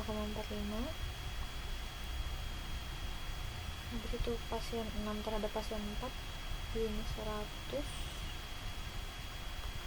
terus ini 145, ini 60, jadi ini 8,66. Habis itu pasien 5 terhadap pasien 4 70, 115, terakhir 30.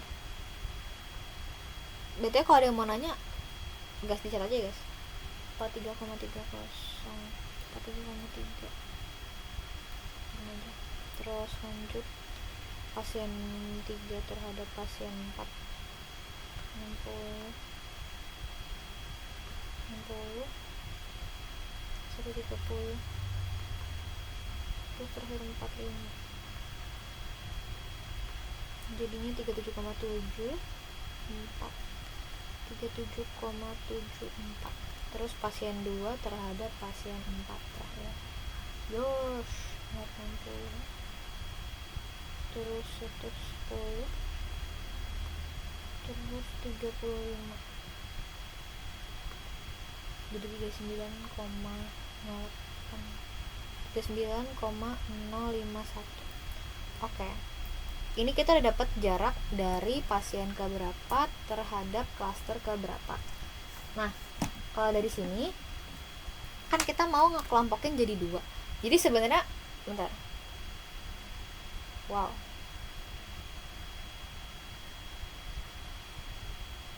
Bentar. Ini udah jam 3 ya guys, maaf ya. Sebentar, masih belum tamat. Kan kita udah melakukan perhitungan. Sebenarnya nih kita harus ngitung klasternya ulang kan, harusnya ya sampai akhirnya nanti kita hitung ulang. Tapi ini kita lihat dulu nih yang paling deket siapa kemana. Nih kita cari nih yang paling deket buat kita kelompokin nih, karena kan dia nggak minta nih berapa kali ngulang, jadi gue langsung kelompokin aja lah jadi 2. Yang paling deket ke si pasien ke klaster 1 tuh kan pasien 1 nih. Duh gimana nih, aku bikin agak gede. Oke. Jadi buat klaster 1 dia pasien 1 lebih, kita cari yang jaraknya lebih kecil. 15 sama 39 kecilan 15, berarti 2 udah termasuk klaster 1. Ini 26 sama 37 bagusan 26. 41 sama 0 berarti bagusan 0 buat klaster 4. Terus 5 sama 866 berarti bagusan 866. 49 sama 866 berarti bagusan 866.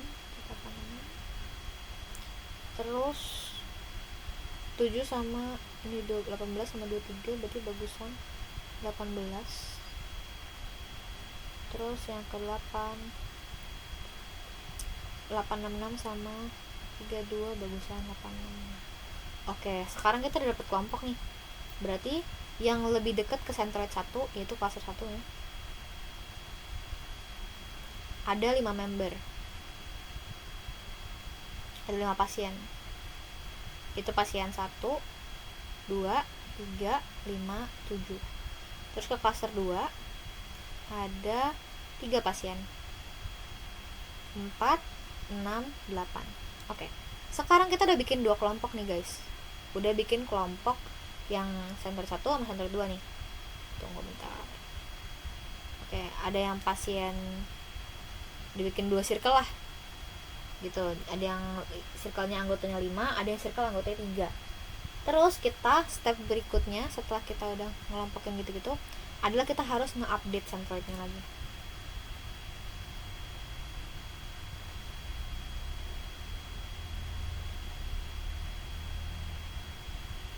Oke, gimana sih cara update-nya guys? Jadi kita pakai bentar.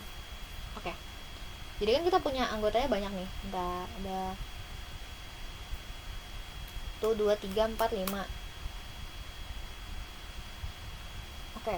kita tuh harus nambahin terus dibagi sama 5 lagi. Jadi kayak nambahin si X nya, Y nya, sama Z nya. Jadi jantungnya kita tambahin di anggota itu, terus kita bagi rata-ratanya jadi bagi berapa, 5 ya gitulah. Ini kan tar 1, 2, 3, 5, 7 1, 2, 3, 5, 7 itu yang centroid 1. 1, 2, 3, 5, 7. Sisanya anggota centroid 2. Malah ntar ada yang chat kah? Oke, tidak ada ya. Ada nggak? Enggak. Oke, nggak ada. Bentar, ini udah jam 3 lebih 3 menit. Gue screenshot bentar. Wow, gue kira ada yang join dari anak gue, ternyata gak ada lagi. Baiklah, tidak jadi. Ini sama ternyata. Oke, jadi cara buat ngitung centroidnya lagi itu gini. Kita kan punya X, Y, Z ya. Ini X, ini Y, ini Z. Centroid 1 kita hitung dulu nih, X nya, Y nya, sama Z nya. Cara hitungnya kita jumlahin yang anggotanya. Jadi kan kalau 1 itu tuh anggotanya ada pasien 1, 2, 3, 5, 7. Berarti dia ada 5 ya. Jadi nanti kita tambahin dulu nih 75, tambahin 80, tambahin 60, tambahin 70, tambahin 85. Itu tuh kayak denyut jantung dari si pasien-pasiennya ini nih. Ini. Terus jadinya 370. Kita bagi sama jumlahnya 1, 2, 3, 4, 5. Bagi 5. Jadi 74. Udah 75, 80, 60, 70. Oh, 85. Iya, oke. Jadi centroid akhirnya di sini itu 74 di yang cluster 1. Si X-nya itu 74, Y-nya belum. Y-nya bro, sangat-sangat kecil. Gue pengen dulu. Nah, ya. Tulis ulang. 120 tambahin 110 tambahin 130, 130 tambahin 115 tambahin 125, 120. Nah, Y nya 120, ini C1. Z nya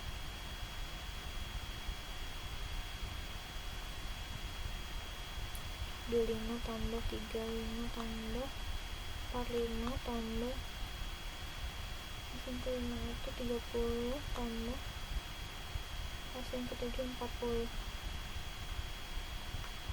bagi 5 jadinya 35.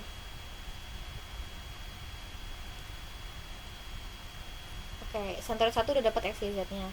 Sekarang centroid 2. Centroid 2 itu dia anggotanya ada 3 ya. Ya, 4, 6, 8. Berarti 95 tambahin denyut jantung pasien 4 tambahin denyut jantung pasien 6 tambah denyut jantung pasien 8. Terus dibagi sama total anggotanya. Jadinya 95 untuk centroid 2. X-nya 95, Y sama Z.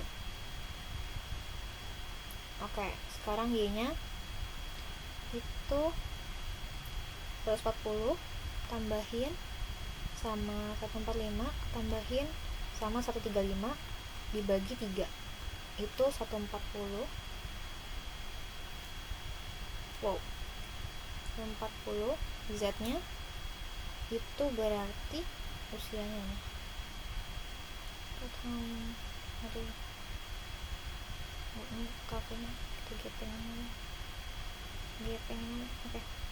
Pasien 4 55 tambahin pasien 6 60 tambahin pasien 8 50 bagi 3 jadi 55. Oke, kita udah dapat centroid barunya. Tunggu. Oke.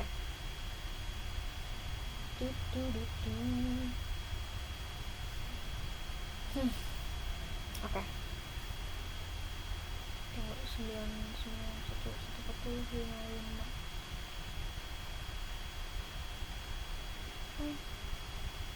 ini udah. Oke. Dah dapat centroidnya ini. Update centroid akhirnya nanti C1 nya jadi denyut jantungnya 74, habis itu ininya 120, umurnya 35, C2 nya catat kedua 95, 140 sama 55. Sudah kalau kalian bandingin nih, centroid 1 kan tadinya itu 75 sama 74 beda-beda. Terus 120 sama 35, kayak 95, 140, 55. Centroid 2 nya tetap nge-stay, centroid 1 nya itu nih. Kalian compare yang ada di sini. Ntar gua tarik aja deh. Ini centroid yang baru. Gua tarik ke centroid lama ya. Nih kalau kita lihat, kalau dilihat dari sini centroid keduanya ini masih sama nih. 95, 140, 55 masih sama. Terus ini 74, 120, 25. Ini beda nih. Ini nilainya beda. Jadi sebenarnya nanti harusnya sih diiterasi gitu. Misalnya sampai misalnya kalau dia minta klasternya nggak berubah-ubah lagi, tapi kan dia nggak minta betul iterasi berapa ya. Kalau kayak iterasi kedua berarti nanti kita hitungin ini lagi dengan distance yang ini, terus nanti kita hitung klaster ini barunya. Tapi kan dia nggak minta iterasi berapa, dia nggak ngasih tahu. Jadi sebenarnya sekali aja cukup. Kalau mau iterasi berarti kita ngulangin aja tapi centroidnya yang ini gitu. Tapi berarti jawabannya ini udah ketemu ya guys. Jadi jawaban akhirnya adalah ini. Bentar, pakai warna ini. Jawaban akhirnya kita udah dibikin 2 klaster. Klaster pertama tuh ada 5 anggota, 5 pasien yang ini. Habis itu untuk centroidnya yang ini 2 centroid barunya ini. Gini jawabannya guys. Lihat dia yang diminta apa. Tentukan hasil akhir dari clustering, anggota masing-masing cluster dan koordinat centroid akhir. Udah ya, ini anggota masing-masing cluster ini, anggota centroid akhirnya ini. Oke. Soal ini udah selesai. Sebenarnya sesinya sih udah selesai guys. Kalian mau lanjut lagi atau udahan aja sini dulu? Kayak sih aku kalau mau lanjut aku masih kuat sih, cuma kayaknya kita foto dulu aja deh. Gimana guys? Udahan aja atau gimana? Soalnya masih banyak sih, tapi otaknya udah agak gosong sih. Nanti aku kirimin ini ke sekarang aja deh, kirimin ke grup. Aku suka lupa. Bentar.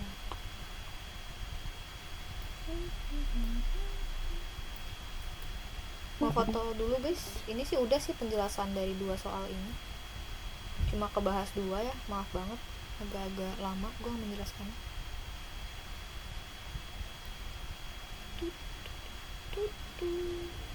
Semoga terbaca tulisan saya yang kecil-kecil seperti semut.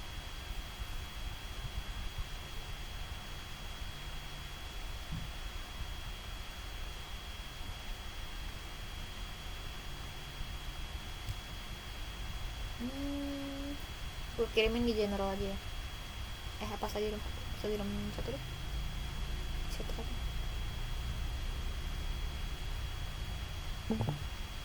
Oke, udah sih segitu aja sih kayaknya. Kayaknya segini dulu daripada kita semua kelenger ya. Gue udah mulai kelenger soalnya. Makasih ya guys udah memperhatikan. Maaf cuma kebahas 2. Nanti kalau mau lanjut lagi mungkin di sesi berikutnya ya. Kita foto dulu. Foto dulu, jangan keluar dulu guys. Foto dulu kings and queens. Ayo open cam yang bisa open cam. Silahkan open cam yang bisa ya. Sebentar.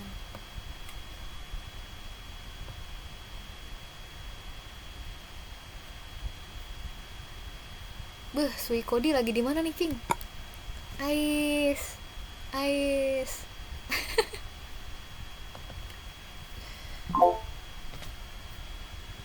King Almer on cam sih. King Almer on cam sih. Buka kamera yang bisa. Wajib banget sih. Ayo guys, buka kameranya. Boom. Ayo mau foto nih. Ini Riko gue liat-liat. Ais, respect Rik. Jangan malu gitu Rik. Oke. Sabar, masih ada yang loading. Coba mentiku yang sudah on cam. Hitungan ketiga foto ya. Ini udah semua belum? Nah, bisa buka kamera.